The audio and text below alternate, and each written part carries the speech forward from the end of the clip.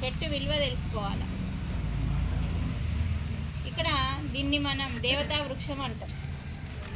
అది ఏ చెట్టుకైతే మనం జంబి చెట్టు కానీ దసరా రోజు జంబి చెట్టుకి ఎందుకు పూజ చేస్తాం? దసరా రోజు ఉసిరి చెట్టు ఉంది, రావి చెట్టు ఉంది, వేప చెట్టు ఉంది. ఇవన్నీ చెట్లకి మనం పూజలు చేస్తాం. ఇవన్నిటికీ దేవతా వృక్షాలు అని ఉన్నాయి. ఒక్కొక్క చెట్టుకి ఒక్కొక్క జీవిత చరిత్ర ఉంటుంది. కారణం లేనిది ఏది రాదు. అలాంటి మహావృక్షాలని వేర్లు ఎక్కువ ఉంటాయి కాబట్టి ఆలయాలలో తప్పకుండా వేప చెట్టు కానీ, రావి చెట్టు కానీ, మర్రి చెట్టు కానీ, ఉసిరి చెట్లు కానీ ప్రతిదీ నాటుతారు. ఎందుకంటే దీనివల్ల మనం తీసుకునే గాలిని శుద్ధి చేసే గుణం ఉంటుంది చెట్టుకి. అందుకే దర్శకులు సినిమాలలో పాటలలో రాసినప్పుడు ఈ చెట్టు గురించి కూడా వర్ణించిండు. మనం అన్నిటి గురించి తెలుసుకోవాలి. అన్నీ మనకిస్తున్నాయి, మనం ఎవరికేమి ఇస్తలేం. అన్ని చెట్టు కూడా ఇస్తుంది. ఒక కోడి కూడా మనకు ఎరువిస్తుంది, ఒక మేక కూడా మనకు ఎరువిస్తుంది.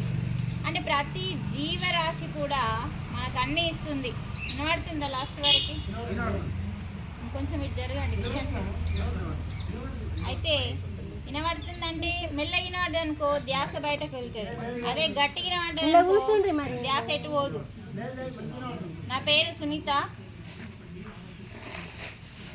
నేను ఆదిలాబాద్ నుండి వచ్చిన. ఆదిలాబాద్ అంటే ఇక్కడికి 4 గంటలన్నర ఉంటుంది. కొరుట్ల ప్రోగ్రాం ఉండే, ఆ ప్రోగ్రాంకి పిలిస్తే వచ్చినాం పొద్దుగల. తర్వాత రేపు కోజన్ కొత్తూరులో ఉంటుంది పిరమిడ్ ధ్యాన మందిరంలో. ఎల్లుండి భూపత్పూర్లో ఉంటుంది. మరి ఇప్పుడు మనం ఏం తెలుసుకుందామంటే ఈ ధ్యానం అనేది ఎందుకు? శివుడు ఏం చేస్తాడు? ధ్యానం. ఎప్పుడు ఎప్పుడు చూసినా ధ్యానంలో ఉంటాడు. మీరు నవ్వడం కాదు బేట, ముందునాల మీరు చాలా ఇంపార్టెంట్ బేట. వీళ్ళందరికంటే ఇంపార్టెంట్ మీరు చిన్నపిల్లలు.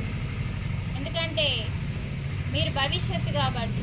మీరు ఫస్ట్ చక్కగా నేర్చుకున్నారనుకో, మంచి చదువుకున్నారనుకో, మంచి పనులు చేస్తారన్నట్టు. మీరు శ్రద్ధగా వినండి. శివుడు ఎప్పుడు ధ్యానం చేస్తాడు.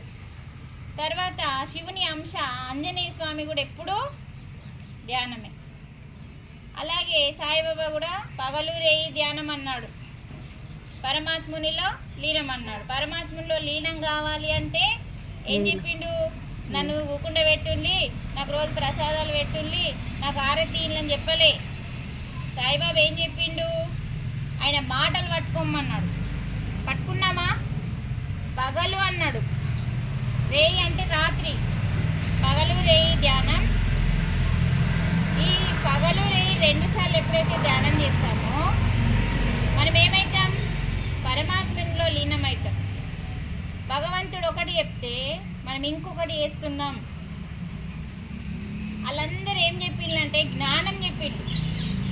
ఏ దేవుడైనా సరే శివుడి గురించి వెళ్ళాలంటే శివుడు పార్వతికి ఏం చెప్పిండు?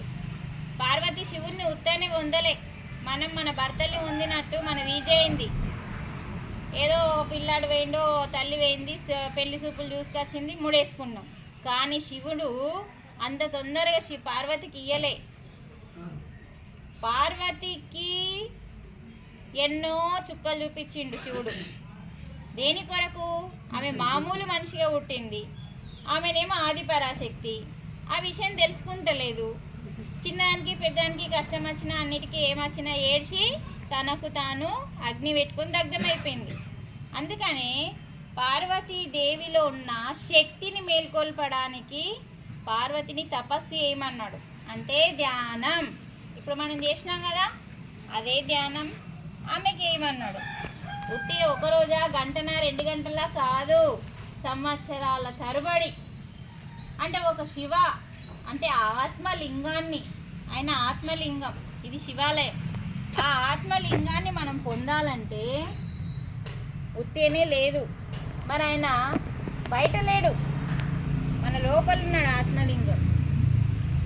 ఇప్పుడు ఇక్కడ దేవాలయం కనబడ్డ మనం అట్లా పోతున్నాం. పోతే ఏం చేద్దాం? దేవాలయం